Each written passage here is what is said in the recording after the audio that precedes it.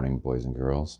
Um, Today we're talking about Easter, the history of Easter, the origins of some of the traditions, as far as like the Easter Bunny and the Easter egg and that kind of thing, and how we got from some of the original ideas for Easter to where we are today.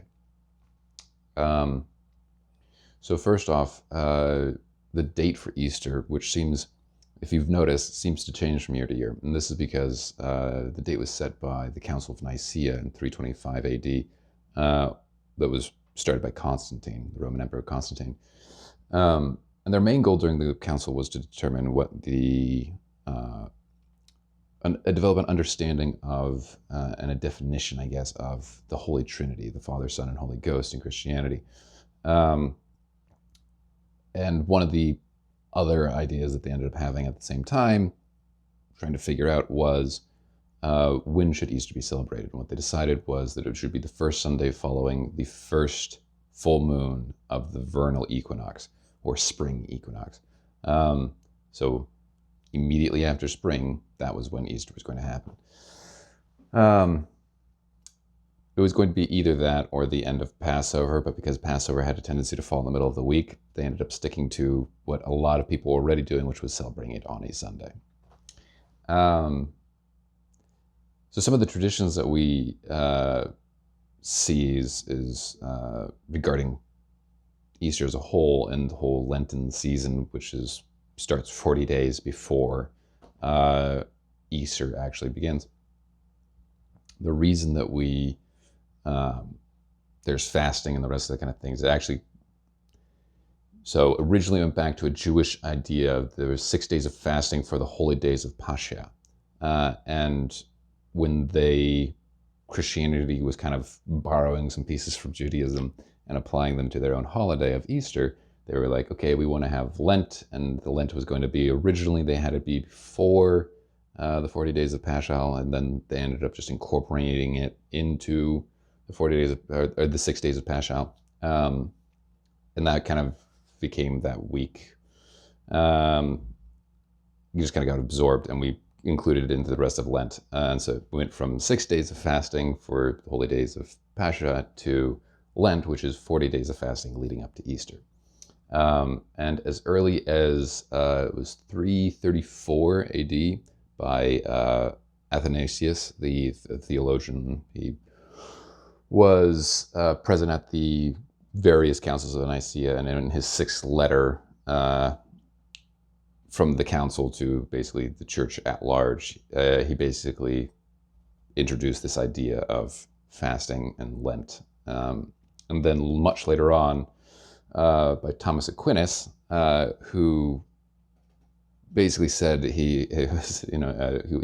Thomas Aquinas was another theologian and teacher and that kind of thing, and he lived during I don't remember when he lived. Anyways, his fasting rules, though, were Ash Wednesday and Good Friday were considered black fasts, and these consisted of basically taking only one meal per day, and that was bread, water, and herbs, and it had to be after sunset. And then the other days of Lent, there was no food until 3 p.m., the hour of our Lord's death, as he put it. It said water was allowed, and as was the case for the time due to sanitary conditions, watered down beer and wine. After the advent of tea and coffee, these beverages were permitted. No animal meats or fats, no dairy products, so no milk, cheese, cream, butter, etc., and no eggs.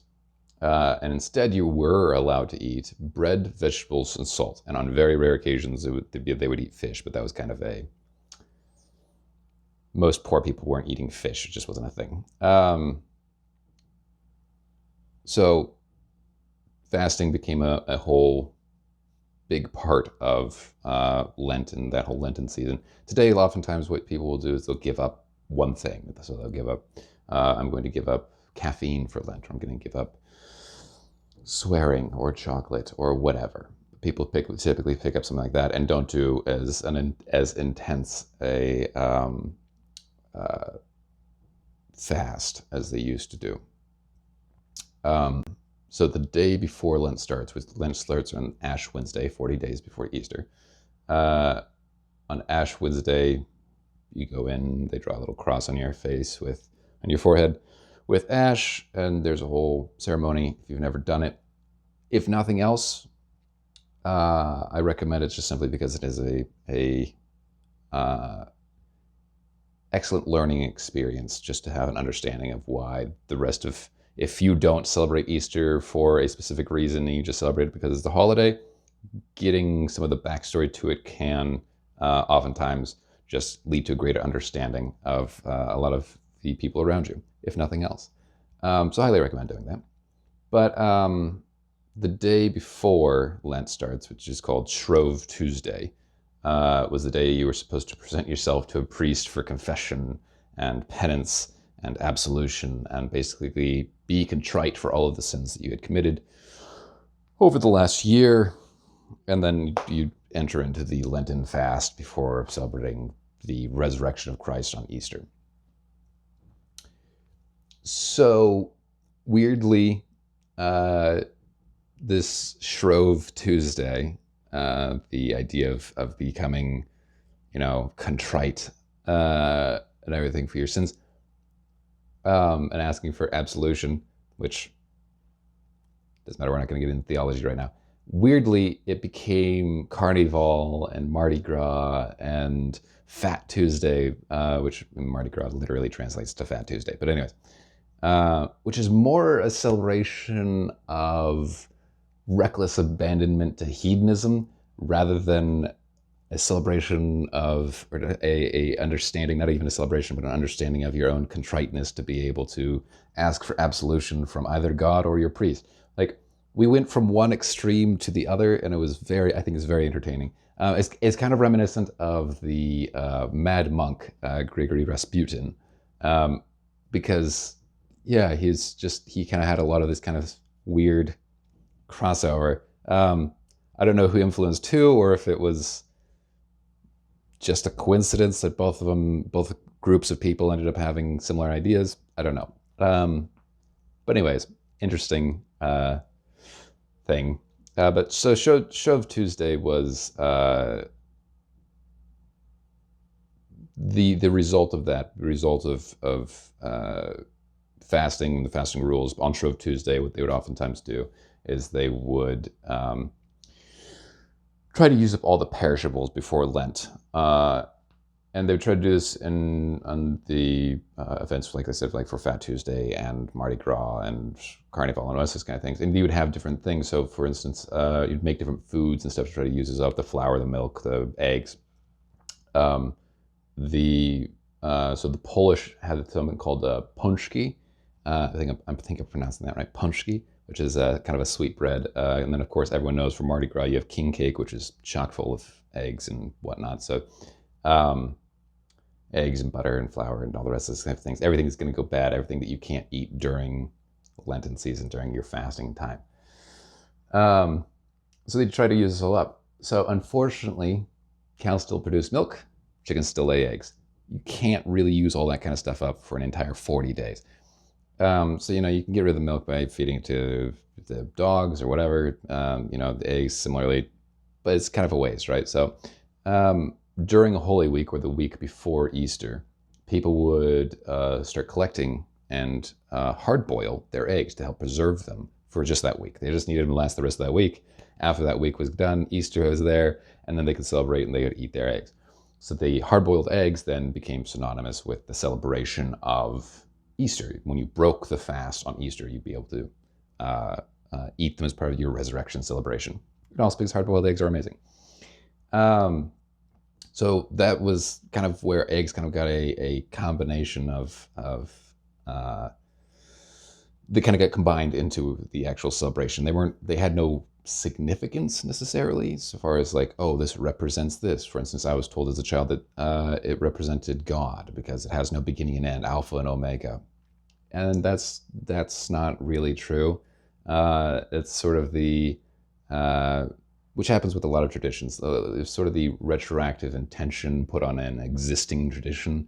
It never started off being that, but then we were like, oh yeah, no, this is why we have the eggs, which is entertaining to me, but it's just inaccurate. So anyway, But the decoration of the eggs, because people were just having hard-boiled eggs, and I imagine maybe somebody thought to throw some onion skins in some hot water and drop an egg in there to dye it. I don't know. Um, but for the most part, the decorating of eggs is typically attributed to England's King Edward I, who, one story I found claimed that during his reign in the 13th century, he ordered hundreds of eggs to be colored, decorated with gold leaf, and then presented to the members of the royal family. Um, and then, as often happens, the news of this probably filtered down through the society until every lord, lady, shopkeep, peasant was imitating the king in this way and trying to um, or trying to imitate the king in his way, and so they were decorating their eggs and all the rest of that kind of thing. And this was, like I said, this was in the 13th century. This was very early on, and that's probably where we got Easter eggs kind of coming into everyone's understanding with Easter in their present form. Although I have yet to be gifted a hard-boiled egg covered in gold leaf, so we'll see what happens. Anyways, so next we have the Easter Bunny. I actually saw on YouTube I think she's a TikToker technically. Her name's Janus, Jaynus. Yeah, it's not though. It's Jayus, Jays, but that's okay. Apparently, I'm an idiot. I do love her channel though. Really fascinating channel, a lot of fun. Um, she was explaining that bunnies were associated with the Virgin Mary.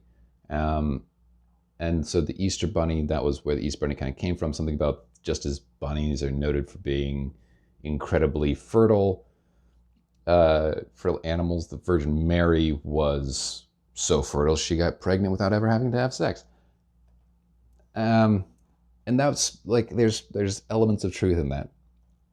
She only had 60 seconds to get her message across. I have like as long as I want, so I understand. But and then a story I found elsewhere suggests that the bunny was connected to a pagan goddess called Eostra, who was the goddess of, among other things, spring and fertility. And according to this story, the bunny was probably one of her symbols. It had, if you listen to the Germans much later on in their mythology about their goddesses and the pagan goddesses, the bunny apparently pulled her chariot. I don't know. Both of these are pretty unlikely as the origin for the Easter Bunny. It's true that Mary was associated with the bunny, but this actually goes back, again, this is like retroactive intentions. So apparently the ancient Greeks believed that bunnies were able to reproduce without intercourse. They were able to reproduce asexually. And since that is essentially what the Virgin Mary did, for all intents and purposes, much later on, people basically look at the Greeks and like, oh, the Greeks think the bunny reproduce this way, so we're just going to give that symbol to our existing character of the Virgin Mary. And that's the only reason that they kind of got that, they made that connection. And this was then picked up by artists during the Renaissance, and according to the Bible, the Madonna was present for both the crucifixion and the resurrection, but other than that, what a symbol associated with her was relevant to the celebration of Christ's resurrection, it doesn't make any sense. Why would you have,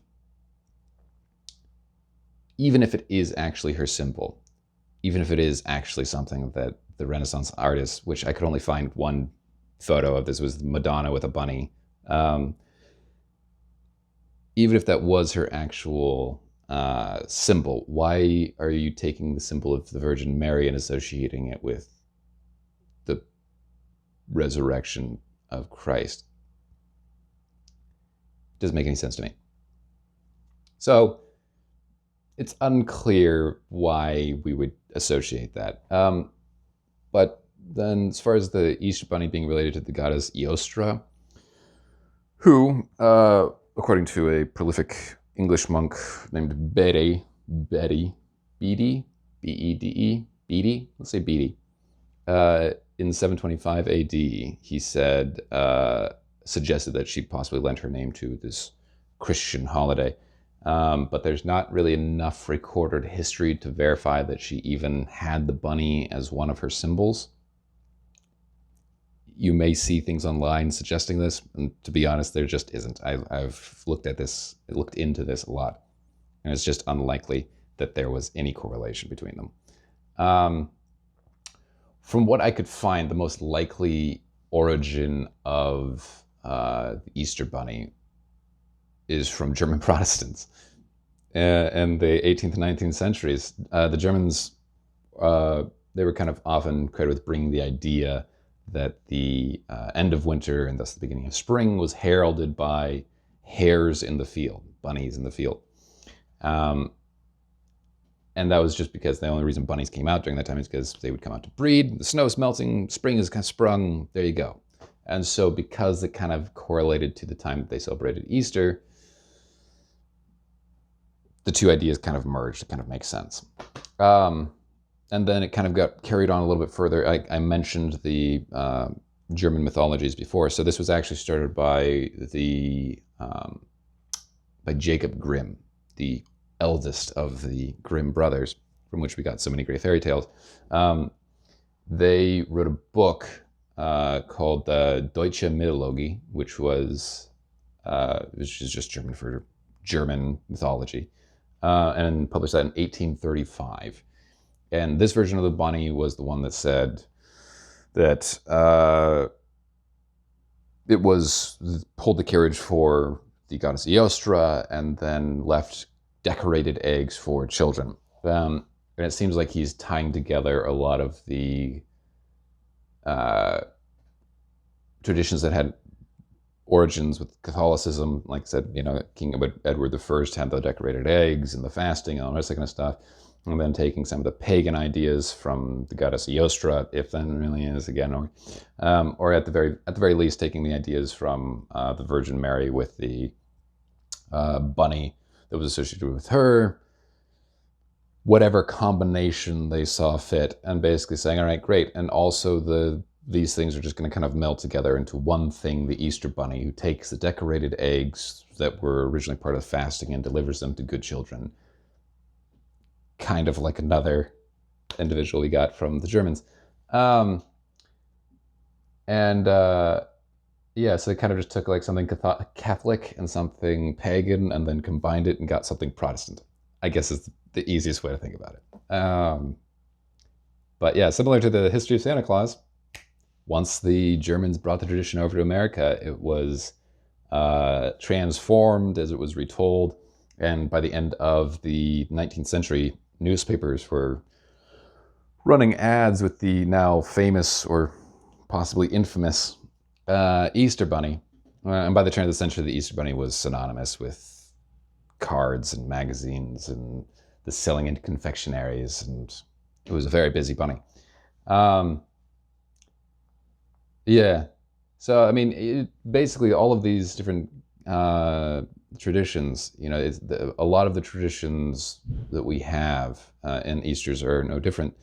They often have kind of spurious or strange origins. We don't really have a lot of solid evidence. Ultimately, though, we do have the Germans to thank for making it mainstream, I guess, especially for bringing it over to the United States. And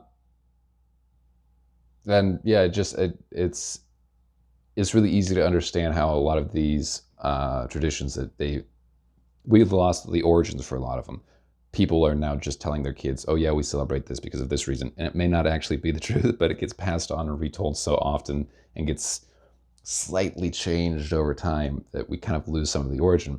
Hence the reason some of these things like the Easter Bunny is a little unclear. There's some best guesses and there's some decent amount of evidence here, but it's really, really kind of unclear.